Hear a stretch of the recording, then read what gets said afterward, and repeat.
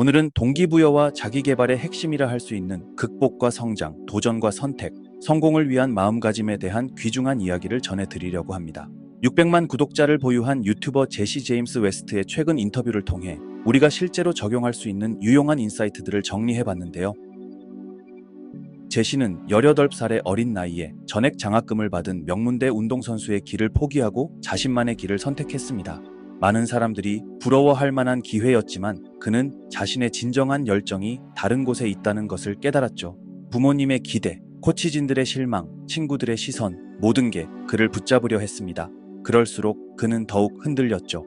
하지만 결국 자신의 목소리에 귀 기울이기로 했습니다. 운동선수의 길을 포기하고 유튜버가 되겠다고 했을 때 주변에서는 미쳤다고 했습니다.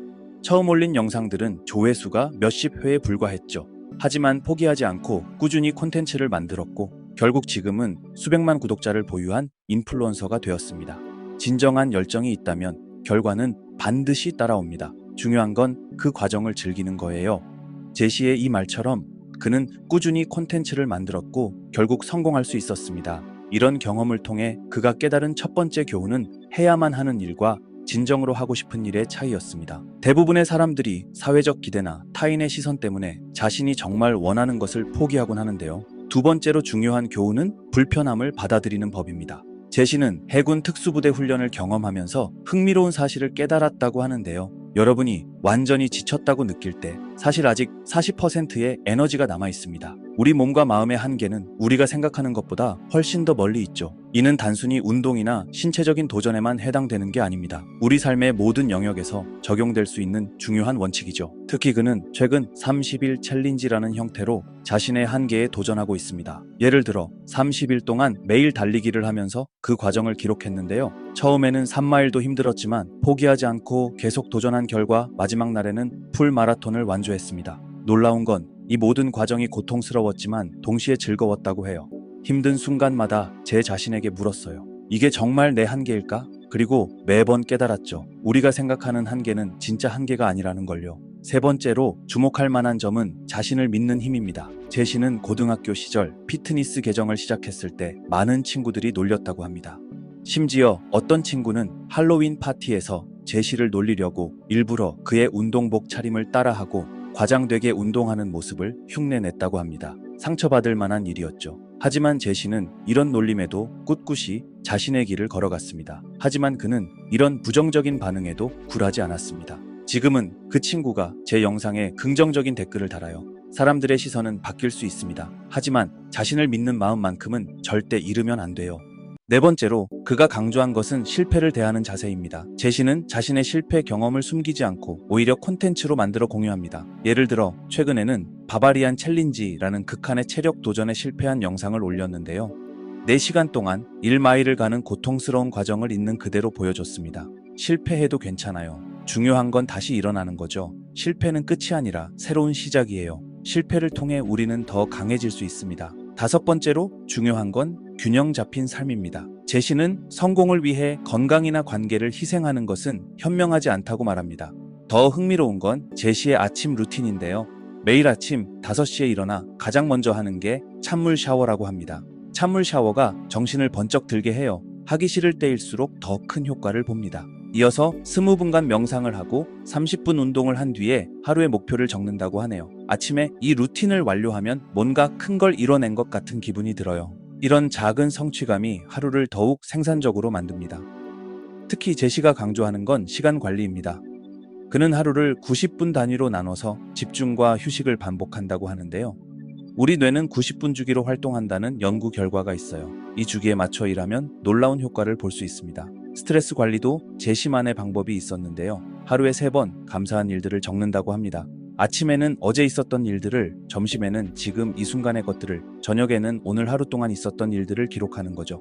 감사하는 습관을 들이면 어떤 어려움도 다르게 보이기 시작해요. 최근에 제가 마라톤에 도전했는데 힘들 때마다 감사한 일들을 떠올렸더니 끝까지 완주할 수 있었습니다. 그는 목표 설정에 있어서도 독특한 방식을 가지고 있었는데요. 큰 목표를 세우되 그것을 아주 작은 단위로 나눈다고 합니다. 예를 들어 성공한 유튜버가 되자가 아니라 이번 주에는 영상 3개를 만들자, 이런 식으로요. 또한 제시는 실패를 대하는 자세도 남달랐습니다. 최근 극한의 체력 도전인 바바리안 챌린지에서 실패한 경험을 영상으로 공유했는데요. 4시간 동안 1마일을 가는 고통스러운 과정을 있는 그대로 보여줬죠. 많은 사람들이 실패를 숨기려고 해요. 하지만 실패야말로 가장 값진 경험입니다.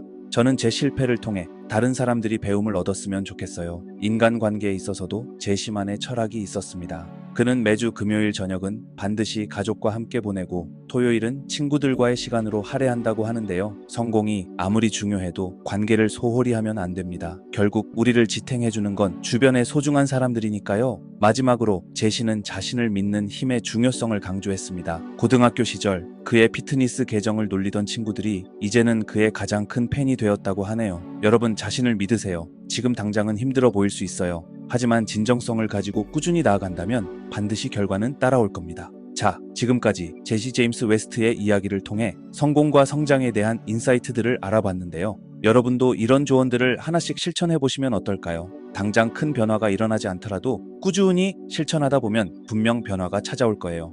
더 자세한 이야기는 다음 영상에서 다루도록 하겠습니다. 성공한 사람들의 통찰력과 그들의 마인드셋에 대해 깊이 있게 다룬 알렉스 홀모즈의 강연을 세밀하게 분석해 정리해 보겠습니다. 이 내용을 통해 여러분은 성공을 위한 구체적인 청사진을 얻으실 수 있을 것입니다. 먼저 성공한 사람들에게서 발견되는 3가지 핵심적인 특성을 자세히 살펴보겠습니다. 첫 번째는 우월성 콤플렉스입니다. 이것은 단순히 자신이 대단하다고 여기는 것이 아닙니다. 그들은 자신이 큰 성과를 이룰 자격이 있고 그럴 능력이 있다고 진심으로 믿습니다. 이런 믿음은 작은 성공에 안주하지 않고 계속해서 더 큰 목표를 향해 나아가게 만드는 원동력이 됩니다. 알렉스는 자신의 어린 시절 이야기를 예로 들며 이를 설명합니다. 그는 중산층 가정에서 자랐지만 어릴 때부터 모든 사람에게 나는 반드시 부자가 될 것이라고 말했습니다. 원하는 것을 살 수 없었던 어린 시절의 분노와 불만족이 그를 더 큰 꿈을 향해 밀어붙였습니다. 두 번째 특성은 매우 흥미롭습니다. 바로 극심한 불안감입니다. 겉으로는 자신만만해 보이는 이들이 내면에서는 끊임없는 불안과 싸우고 있다는 것입니다. 자신이 정말 해낼 수 있을지, 충분히 똑똑한지, 능력이 있는지에 대한 깊은 의구심을 가지고 있습니다. 이런 불안감은 겉보기에는 부정적으로 보일 수 있지만 실제로는 강력한 동기부여가 됩니다. 알렉스는 아내, 장인, 부모님에게 자신의 가치를 증명해야 한다는 압박감을 느꼈고 이는 그를 계속해서 앞으로 나아가게 만들었습니다. 아무리 많은 것을 이루어도 여전히 자신을 증명해야 한다는 압박감이 그를 멈추지 않게 했습니다. 세 번째 특성은 매우 강력한 충동 통제력입니다. 알렉스는 나는 100년 동안 마시멜로를 먹지 않을 수 있다고 말합니다. 이는 과장된 표현이지만 그의 자기 통제력을 잘 보여줍니다. 성공한 사람들은 즉각적인 만족감을 지연시키고 더 큰 보상을 위해 현재의 불편함을 견딜 수 있는 놀라운 능력이 있습니다. 이런 충동 통제력은 단순히 참는 것이 아닙니다. 알렉스는 고통과 어려움을 견디며 계속해서 앞으로 나아갈 수 있는 능력이라고 설명합니다. 이는 마치 마라톤을 전력 질주하는 것과 같습니다. 보통 사람들은 빨리 달리거나 오래 달릴 수 있지만 성공한 사람들은 전력 질주의 속도로 마라톤을 완주할 수 있는 능력이 있습니다. 시간에 대한 관점도 매우 중요한 요소입니다. 알렉스는 매우 흥미로운 시간 관점을 제시합니다. 1년을 기다릴 수 있다면 당신은 많은 돈을 벌 수 있습니다. 10년을 기다릴 수 있다면 상위 1%에 들 수 있고 평생을 기다릴 수 있다면 세상을 바꿀 수 있습니다. 하지만 현실적으로 대부분의 사람들은 90일도 참지 못합니다. 심지어 한 달도 견디지 못합니다. 2주 만에 다이어트 결과를 기대하고 한 달 만에 사업의 성공을 바랍니다. 하지만 진정한 성공은 장기적인 인내와 지속적인 노력에서 옵니다. 1년 동안 꾸준히 운동하면 원하는 몸매를 만들 수 있고 1년 동안 영업 스킬을 연마하면 전문가가 될 수 있습니다. 사업에서의 실패에 대해서도 매우 중요한 통찰을 제공합니다. 윈스턴 처칠의 말을 인용하며 성공이란 열정을 잃지 않고 실패에서 실패로 나아가는 능력이라고 설명합니다. 실패는 두렵고 고통스러운 경험이지만 실제로 더 큰 적은 따로 있습니다. 바로 지루함입니다.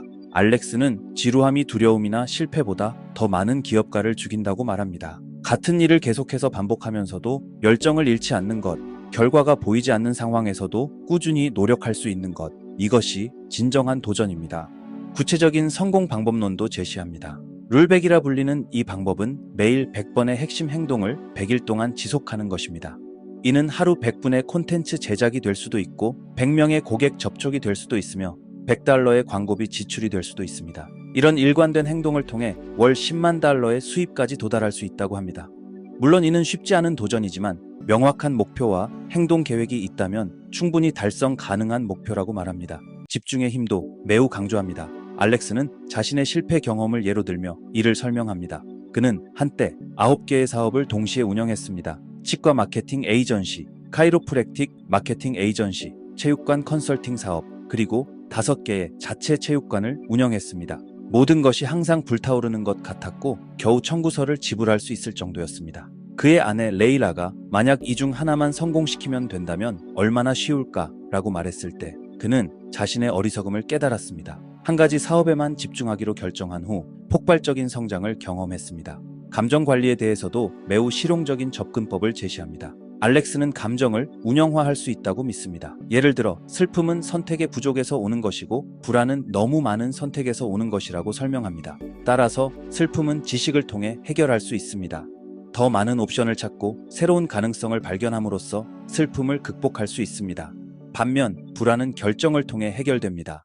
많은 선택지 중에서 하나를 선택하고 그것에 집중함으로써 불안을 줄일 수 있습니다. 비즈니스 성장을 위한 레버리지, 지렛대 효과 또 매우 중요한 개념입니다. 알렉스는 이를 투입한 것과 산출되는 것의 차이로 정의합니다. 예를 들어 같은 100번의 영업 통화를 하더라도 더 높은 기술을 가진 사람이 더 많은 성과를 낼 수 있습니다. 레버리지는 크게 4가지 형태로 나타납니다. 협력, 자본, 코드, 그리고 콘텐츠입니다. 예를 들어 이 강연 영상은 한 번의 노력으로 수백만 명의 사람들에게 가치를 전달할 수 있는 콘텐츠 레버리지를 보여줍니다. 브랜드 구축에 대해서도 깊이 있는 통찰을 제공합니다. 브랜드는 단순한 로고나 이미지가 아니라 사람들의 행동을 변화시키는 도구입니다. 알렉스는 나는 많은 약속을 하고 그 모든 약속을 지키려고 노력한다고 말합니다. 좋은 브랜드를 만들기 위해서는 지속적으로 가치를 전달하고 약속을 지켜야 합니다. 이는 시간이 걸리지만 장기적으로 큰 영향력을 만들어냅니다. 사람들이 당신의 브랜드를 신뢰하게 되면 그들은 당신의 제품이나 서비스에 더 높은 가치를 부여하게 됩니다. 사업 성공을 위한 또 다른 핵심 요소는 체계적인 피드백 시스템의 구축입니다. 알렉스는 모든 실패는 데이터라고 강조합니다. 예를 들어 영업 통화에서 100번의 거절을 받았다면 이는 실패가 아니라 100개의 귀중한 데이터 포인트입니다. 이 데이터를 분석하여 무엇이 효과가 있고 없는지를 파악할 수 있습니다. 특히 그는 초기 단계에서는 아니오를 목표로 삼으라고 조언합니다. 100개의 아니오를 목표로 하면 과정에 집중하게 되고 결과에 대한 두려움이 줄어들게 됩니다. 이런 접근 방식은 영업뿐만 아니라 모든 비즈니스 활동에 적용될 수 있습니다. 실패를 두려워하지 않고 오히려 그것을 학습의 기회로 활용하는 것이 성공으로 가는 지름길입니다. 마지막으로 알렉스는 비즈니스 성공의 가장 근본적인 요소로 신뢰 구축을 꼽습니다. 그는 자신의 경험을 통해 신뢰는 단순한 말이 아닌 일관된 행동을 통해 쌓인다는 것을 강조합니다. 예를 들어 고객과의 약속 시간을 정확히 지키는 것부터 시작해서 약속한 결과를 반드시 제공하는 것까지 모든 작은 행동들이 신뢰를 구축하는 데 기여합니다. 특히 그는 과도한 약속을 하지 말고 약속한 것보다 더 많이 제공하라는 원칙을 강조합니다. 이러한 신뢰 구축은 시간이 걸리지만 한번 구축된 신뢰는 비즈니스의 가장 강력한 자산이 됩니다. 고객들은 신뢰하는 브랜드에 더 높은 가치를 부여하고 이는 결과적으로 비즈니스의 지속적인 성장으로 이어집니다. 결론적으로 성공은 우월성 콤플렉스, 건전한 불안감, 그리고 강한 충동 통제력의 조화에서 시작됩니다. 여기에 시간에 대한 올바른 인식, 실패를 다루는 태도, 집중력, 감정 관리 능력이 더해져야 합니다. 그리고 이 모든 것을 지속적이고 일관되게 실천하는 것이 핵심입니다. 성공으로 가는 길은 복잡하지 않지만 결코 쉽지 않습니다. 하지만 알렉스의 통찰력과 방법론을 따른다면 우리도 그가 이룬 것과 같은 성공을 이룰 수 있을 것입니다. 안녕하세요. 오늘은 세계적인 베스트셀러 에센셜리즘의 저자이자 실리콘밸리의 수많은 리더들의 멘토인 그렉 맥커운과 함께 성공과 삶의 본질에 대해 깊이 있게 이야기를 나누어 보겠습니다.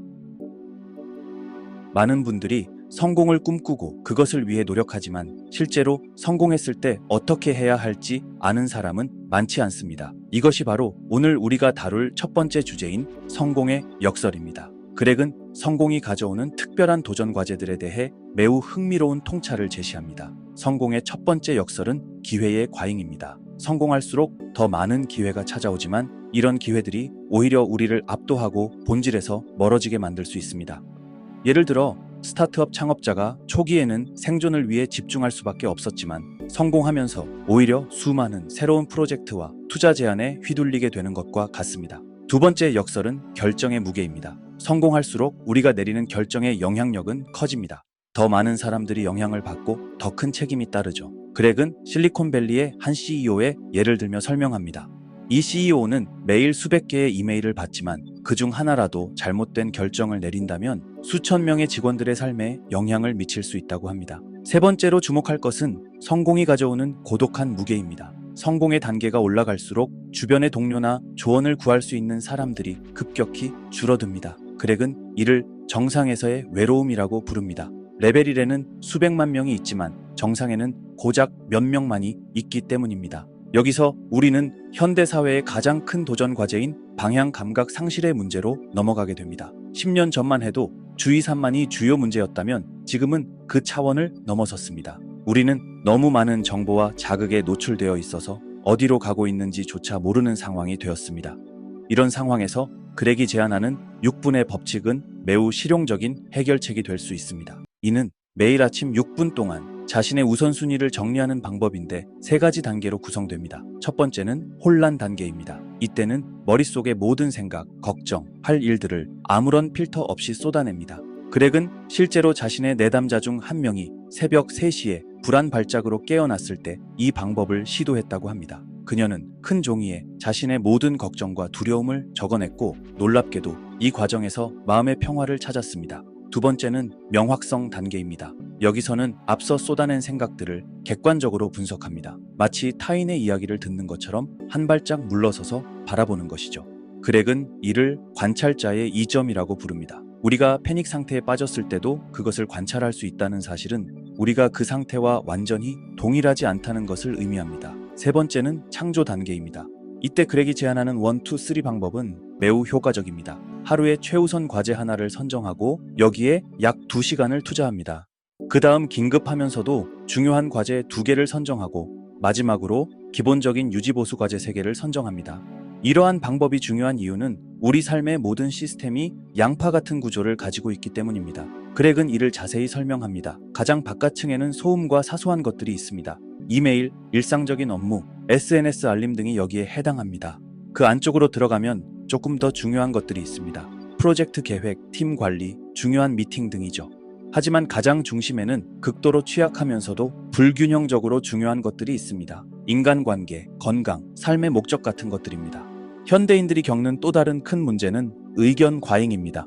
그렉은 이에 대한 흥미로운 예시를 들려줍니다. 그의 딸이 학교에서 돌아왔을 때 그녀의 이야기를 듣기도 전에 팟캐스트나 SNS의 조언을 들려주는 것이 얼마나 비효율적인지를 설명합니다. 우리는 그 어느 때보다 많은 의견을 접하고 있지만 대부분은 우리를 전혀 모르는 사람들의 의견입니다. 이런 상황을 해결하기 위해 그렉은 몇 가지 구체적인 방법을 제시합니다. 첫째, 정기적인 디지털 디톡스입니다. 1년에 한 번, 5일 정도만이라도 소셜미디어를 완전히 끊어보는 것입니다.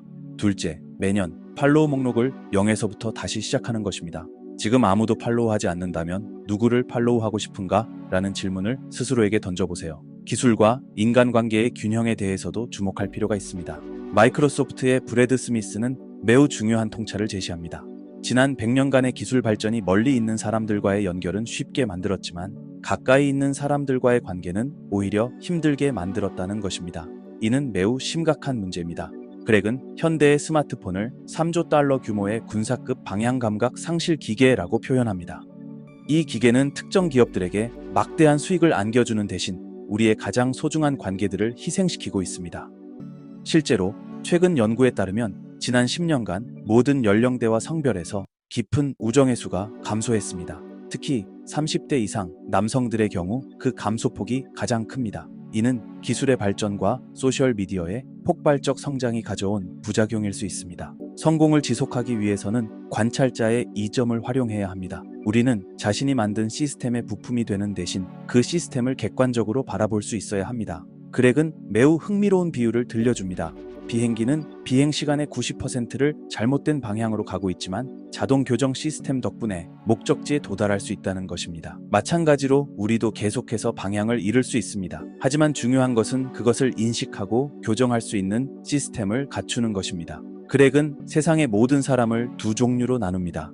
길을 잃은 사람들과 자신이 길을 잃었다는 것을 아는 사람들입니다. 두 번째 그룹에 속하는 순간 우리는 더 이상 길을 잃은 것이 아닙니다. 왜냐하면 그때부터 우리는 멈추고 생각하고 방향을 재설정할 수 있기 때문입니다. 이것이 바로 에센셜리즘의 핵심입니다. 결론적으로 진정한 성공은 더 많은 것을 하는 것이 아닙니다. 가장 본질적인 것에 집중하고 그것을 지속적으로 실천하는 것입니다. 매일 조금씩이라도 시간을 내어 자신의 우선순위를 점검하고 진정으로 중요한 것이 무엇인지 파악하는 습관을 들이세요. 그리고 무엇보다 성공이라는 여정에서 자신의 본질을 잃지 않도록 주의해야 합니다. 왜냐하면 성공은 목적지가 아닌 끊임없는 여정이기 때문입니다. 이 여정에서 우리는 계속해서 새로운 도전과 마주하게 될 것입니다. 하지만 본질에 집중하고 있다면 그 어떤 도전도 현명하게 헤쳐나갈 수 있을 것입니다. 그러나 이 모든 과정에서 가장 중요한 것은 자신만의 속도를 찾는 것입니다. 그렉은 흥미로운 예시로 남극 탐험 이야기를 들려줍니다. 1850년대 두 팀이 거의 같은 날 남극을 향해 출발했습니다. 영국 팀은 최대한의 노력이 최대한의 결과를 가져온다는 믿음으로 매일 30에서 50마일을 이동했고, 노르웨이 팀은 날씨가 좋든 나쁘든 하루 15마일만을 이동했습니다. 결과적으로 노르웨이 팀이 20일이나 먼저 목적지에 도달했고 무사히 귀환할 수 있었습니다. 반면 영국 팀은 모두 귀환 도중 목숨을 잃었습니다. 이처럼 지속 가능한 페이스를 유지하는 것이 때로는 최선을 다하는 것보다 더 중요할 수 있습니다.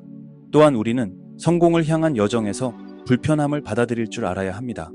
그렉은 성장이란 늘 불편한 것이며 이는 자연스러운 현상이라고 말합니다. 마치 운동을 할 때 근육이 불편함을 느끼는 것처럼 우리의 정신도 성장 과정에서 불편함을 경험합니다. 하지만 이러한 불편함을 피하지 않고 받아들일 때 우리는 진정한 성장을 이룰 수 있습니다. 중요한 것은 이 불편함이 우리를 완전히 압도하지 않도록 관리하는 것입니다. 마지막으로 그렉은 우리에게 자기 자신을 신뢰하는 법을 배우라고 조언합니다. 소크라테스는 세상에서 가장 현명한 사람이라 불렸지만 그는 자신에게는 항상 함께하는 다이몬이 있다고 말했습니다. 이 다이몬은 그에게 무엇을 해야 할지 말해주지는 않았지만 항상 무엇을 하지 말아야 할지를 알려주었다고 합니다. 우리도 마찬가지로 내면의 목소리에 귀 기울이고 그것을 신뢰하는 법을 배워야 합니다. 이것이 바로 진정한 에센셜리즘의 완성이자 지속 가능한 성공의 비결일 것입니다. 지금까지 그렉 맥커운과 함께 성공과 삶의 본질에 대해 이야기해 보았습니다. 여러분도 오늘부터 에센셜리즘의 원칙들을 하나씩 실천해 보시기 바랍니다. 감사합니다.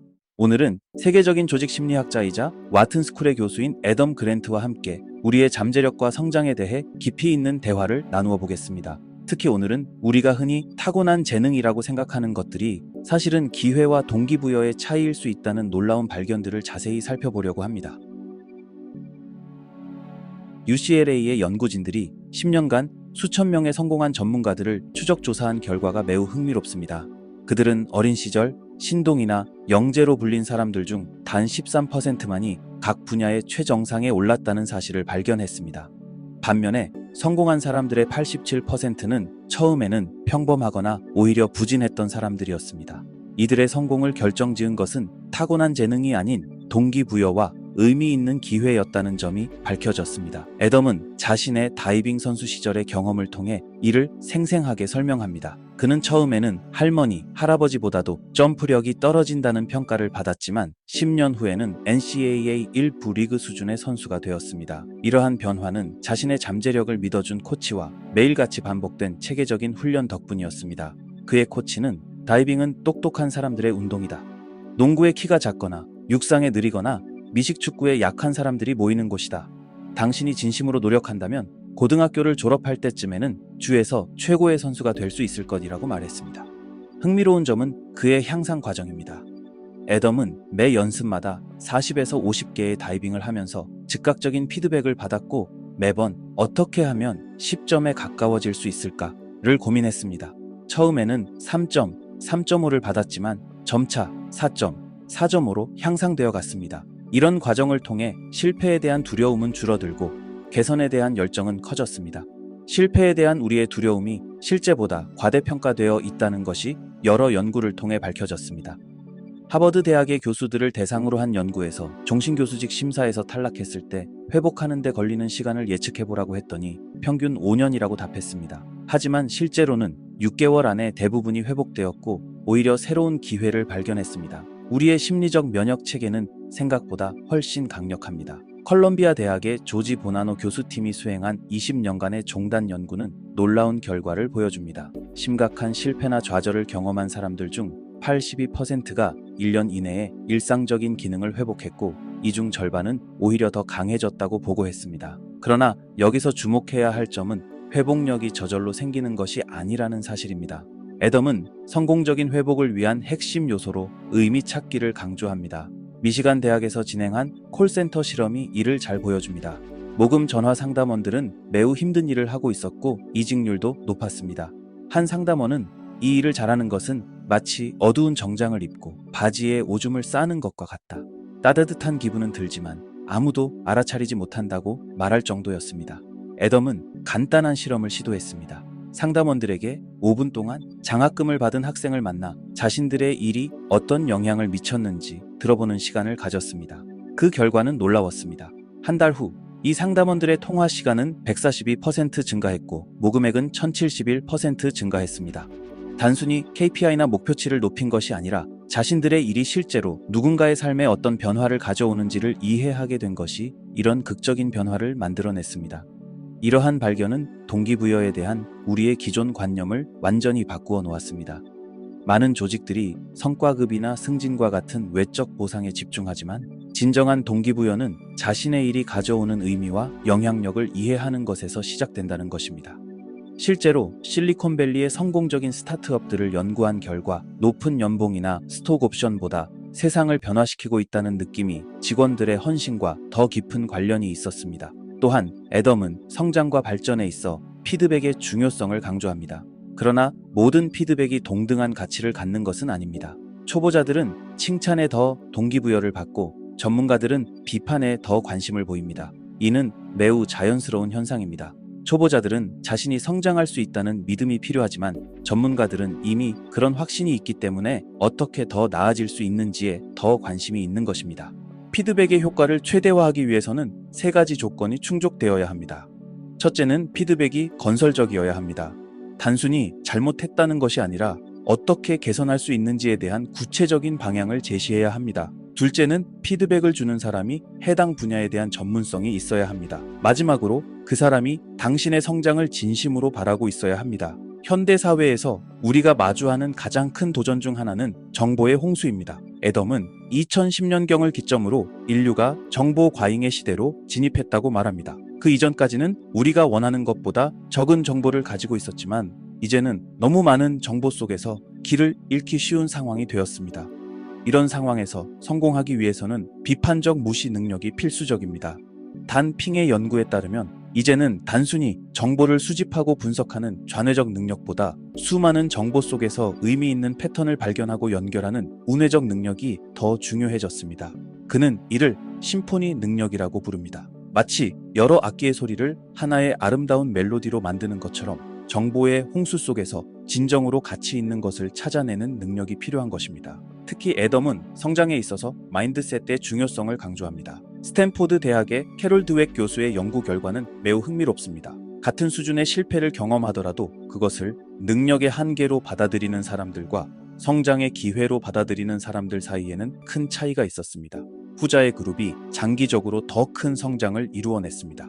이러한 성장형 마인드셋을 개발하기 위해 애덤은 Rule of 100이라는 접근법을 제안합니다. 이는 의도적으로 100번의 실패를 목표로 하는 것입니다. 예를 들어 영업을 배우는 사람이라면 100번의 거절을 목표로 합니다. 이렇게 하면 각각의 거절이 실패가 아닌 목표 달성의 과정으로 인식되며 실패에 대한 두려움도 자연스럽게 줄어들게 됩니다. 더 나아가 성장을 위해서는 의도적 연습이 필요합니다. 단순히 시간을 투자하는 것만으로는 부족합니다. 플로리다 주립대학의 안더스 에릭슨 교수팀의 연구에 따르면 전문가들은 매일 2에서 4시간 정도의 의도적 연습 시간을 가집니다. 이는 단순한 반복이 아니라 지속적인 피드백과 개선이 포함된 집중적인 훈련을 의미합니다. 성공한 사람들의 또 다른 특징은 실험적 사고방식입니다. 그들은 자신의 가설을 끊임없이 검증하고 수정합니다. 예를 들어 구글의 창업자들은 초기의 검색 알고리즘을 매주 조금씩 수정하면서 사용자들의 반응을 지켜보았습니다. 실패를 두려워하지 않고 각각의 시도를 학습의 기회로 삼았기 때문에 지금의 성공을 이룰 수 있었습니다. 애덤은 또한 관계의 힘을 강조합니다. 성공한 사람들을 연구해보면 그들 대부분이 강력한 멘토링 관계를 가지고 있었습니다. 멘토는 단순히 조언자가 아닌 우리의 잠재력을 믿어주고 때로는 우리 자신보다 더 큰 가능성을 보는 사람들이었습니다. 실제로 멘토가 있는 사람들은 그렇지 않은 사람들보다 승진 확률이 5배 높았다는 연구 결과도 있습니다. 특히 주목할 만한 점은 네트워크의 다양성입니다. 성공한 사람들은 자신과 비슷한 사람들뿐만 아니라 다른 분야의 전문가들과도 적극적으로 교류합니다. 이를 통해 새로운 관점과 기회를 발견하며 창의적인 문제 해결 능력을 키울 수 있습니다. 회복력 발달에 있어서도 관계의 중요성이 두드러집니다. 마이클 루이스와의 인터뷰에서 애덤은 매우 흥미로운 발견을 공유합니다. 성공한 사람들 중에서 가장 균형 잡힌 삶을 사는 사람들의 공통점은 10살 때부터의 친구들을 여전히 가지고 있다는 것이었습니다. 이 오래된 친구들은 그들의 성공이나 실패가 아닌 있는 그대로의 모습을 받아들여주는 존재였습니다. 스트레스와 불안 관리에 있어서도 새로운 접근이 필요합니다. 애덤은 매일 6분의 시간을 투자해 자신의 생각을 정리하는 방법을 제안합니다. 이는 혼란, 명확성, 창조의 3단계로 이루어집니다. 먼저 머릿속의 모든 생각을 쏟아내고 그것들의 의미를 파악한 뒤 마지막으로 구체적인 행동 계획을 세우는 것입니다. 성공을 위한 또 다른 중요한 요소는 경계 설정입니다. 많은 사람들이 모든 기회를 잡으려 하다가 정작 중요한 것에 집중하지 못합니다. 애덤은 성공한 사람들의 특징 중 하나로 전략적 거절 능력을 꼽습니다. 그들은 좋은 기회라 할지라도 자신의 핵심 목표와 맞지 않다면 과감히 거절할 줄 압니다. 특히 현대 사회에서는 디지털 경계 설정이 더욱 중요해졌습니다. 마이크로소프트의 브래드 스미스는 지난 100년간의 기술 발전이 멀리 있는 사람들과의 연결은 쉽게 만들었지만 가까이 있는 사람들과의 관계는 오히려 힘들게 만들었다고 지적합니다. 이는 우리가 기술을 어떻게 사용할지에 대한 분명한 경계를 설정해야 함을 시사합니다. 마지막으로 애덤은 성공의 정의 자체를 다시 생각해 볼 것을 제안합니다. 단순히 외적인 성취나 인정이 아닌 자신의 잠재력을 최대한 발휘하고 의미 있는 기여를 하는 것이 진정한 성공이라는 것입니다. 이는 매우 개인적인 여정이며 다른 사람과의 비교가 아닌 자신의 성장에 초점을 맞추어야 합니다. 이러한 함정을 피하기 위해서는 내부 기준을 발전시켜야 합니다. 외부의 평가나 비교가 아닌 자신만의 기준과 가치에 따라 성공을 정의하는 것입니다. 특히 애덤은 좋은 일을 더 잘하기라는 개념을 강조합니다. 단순히 성공하는 것을 넘어 그 성공이 다른 사람들에게 어떤 긍정적인 영향을 미칠 수 있는지를 고민하는 것입니다. 우리의 잠재력 개발에 있어 또 하나 중요한 것은 실험적 태도입니다.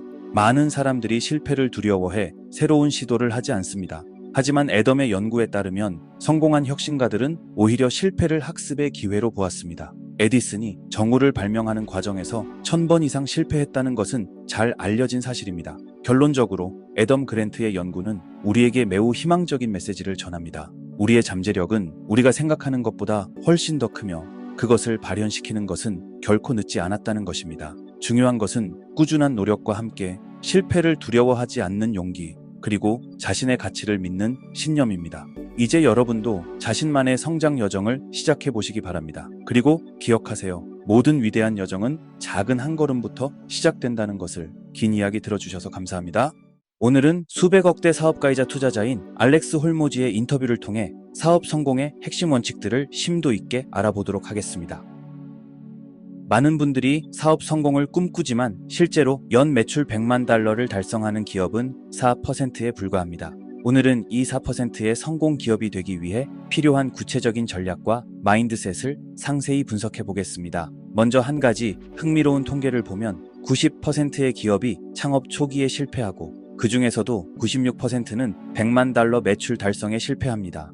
왜 이런 현상이 발생하는 걸까요? 알렉스는 이에 대해 매우 날카로운 통찰을 제시합니다. 가장 근본적인 문제는 많은 사람들이 지식과 실행 사이의 간극을 제대로 이해하지 못한다는 점입니다. 우리는 책이나 강의를 통해 무엇을 해야 하는지는 잘 알고 있습니다. 하지만 실제로 그것을 어떻게 해야 하는지에 대한 실전 지식이 부족합니다. 알렉스는 이를 선언적 지식과 절차적 지식의 차이로 설명합니다. 예를 들어 영업에 대한 책을 100권 읽는 것과 실제 영업 전화를 100통 하는 것은 완전히 다른 차원의 학습입니다. 실패를 통해 배우는 실전 경험이 이론적 지식보다 훨씬 더 가치 있다는 것이죠.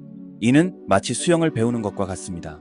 아무리 수영에 대한 이론을 공부해도 실제로 물에 들어가 팔다리를 움직여보지 않으면 절대 수영을 배울 수 없는 것과 같은 이치입니다. 알렉스는 자신의 생생한 경험을 통해 이를 설명합니다. 23살이라는 젊은 나이에 그는 안정적인 컨설팅 직장을 과감히 그만두고 체육관 사업에 뛰어들었습니다. 당시 그가 가진 것은 $50,000의 저축금이 전부였고 그중 대부분인 $45,000를 장비 구매에 투자했습니다. 매달 $5,000의 임대료를 내야 했지만 한 번도 판매 경험이 없는 완전한 초보자였죠. 그는 체육관 바닥에서 잠을 자가며 극한의 시간을 보냈습니다. 매일 새벽 4시에 일어나 첫 수업을 준비하고 아침 4시 30분부터 저녁 7시 30분까지 고객들을 상대했습니다. 수업이 끝난 후에는 청소, 행정 업무, 마케팅, 영업까지 모든 것을 혼자 해결해야 했습니다. 6개월 동안 하루 평균 4시간도 차에 자지 못하는 극한의 생활이 이어졌습니다. 이런 힘든 시기를 보내며 그는 매우 중요한 교훈을 얻었습니다.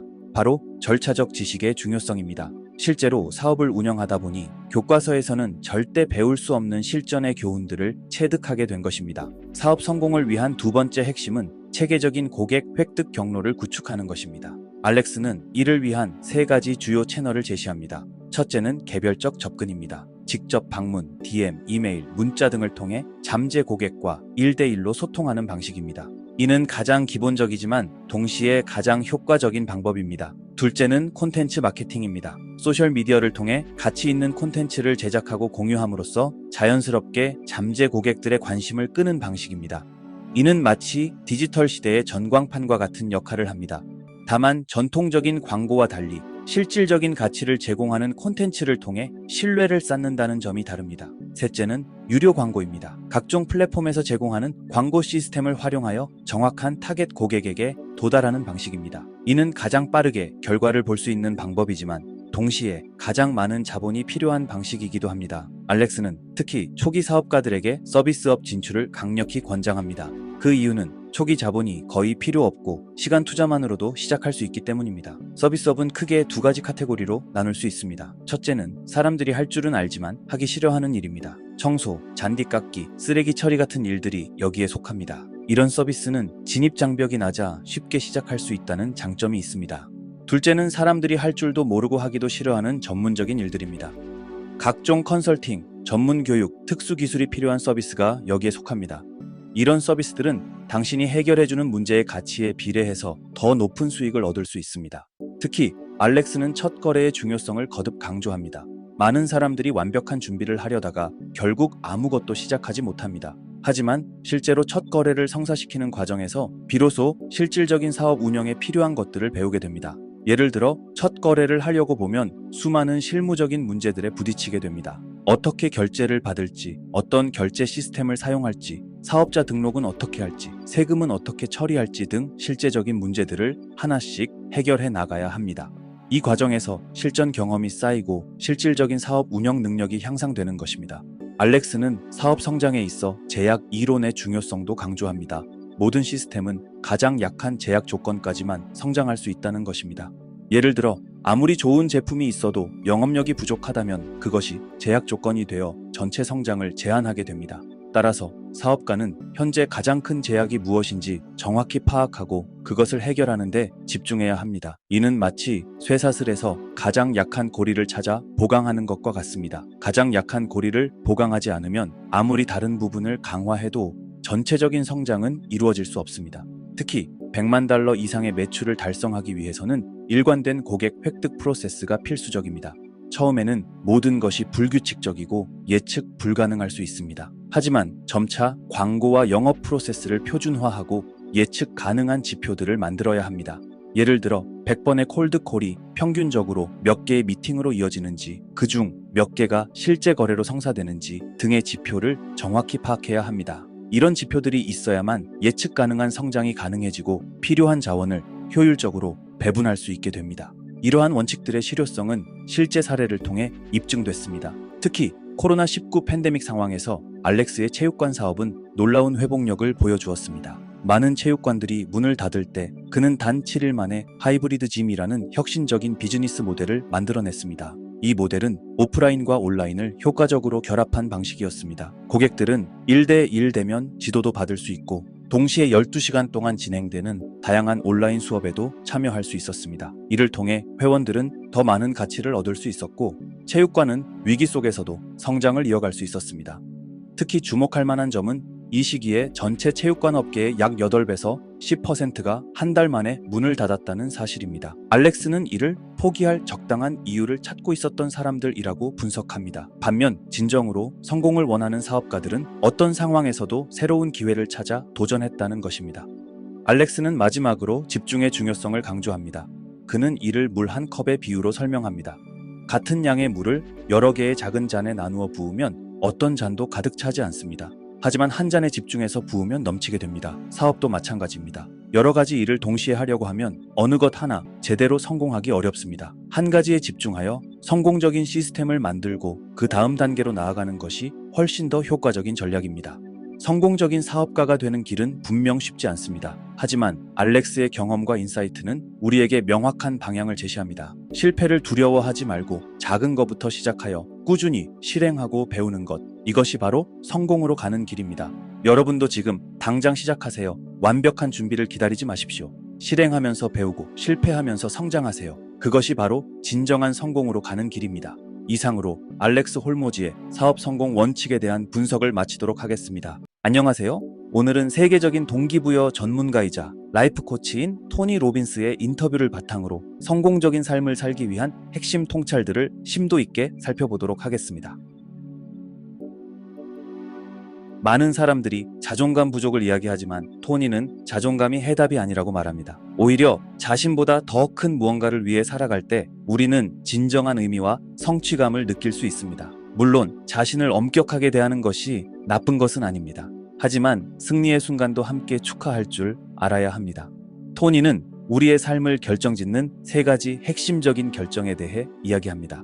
첫 번째는 무엇에 집중할 것인가 입니다. 우리는 삶 자체를 경험하는 것이 아니라 우리가 집중하는 것을 경험합니다. 매 순간 우리는 선택을 합니다. 무엇이 잘못됐는지에 집중할 수도 있고 무엇이 옳은지에 집중할 수도 있습니다. 두 번째는 그것이 무엇을 의미하는가입니다. 의미는 감정을 만들어내고 감정이 바로 우리의 삶의 질을 결정합니다. 예를 들어 10억 달러가 있는 사람이라도 매일 화가 나 있다면 그 사람의 삶의 질은 분노입니다. 아름다운 가정이 있어도 항상 걱정한다면 그 사람의 삶은 걱정으로 가득 찬 것입니다. 사람들이 한구울제를 복용해도 여전히 우울한 이유가 여기에 있습니다. 약물은 단지 감정을 둔하게 만들 뿐 근본적인 문제를 해결하지 못합니다. 진짜 문제는 없는 것에 집중하고 통제할 수 없는 것에 매달리는 패턴에 있습니다. 세 번째는 그래서 무엇을 할 것인가입니다. 우리의 행동은 우리가 상황에 부여하는 의미에 따라 완전히 달라질 수 있습니다. 예를 들어 누군가의 행동을 모욕으로 받아들이느냐, 코칭으로 받아들이느냐에 따라 우리의 반응은 180도 달라질 수 있습니다. 토니는 자신의 경험을 통해 이를 설명합니다. 그는 4명의 아버지 밑에서 자랐고 매우 힘든 가정 환경을 겪었습니다. 특히 그의 어머니는 그를 만든 중요한 존재였습니다.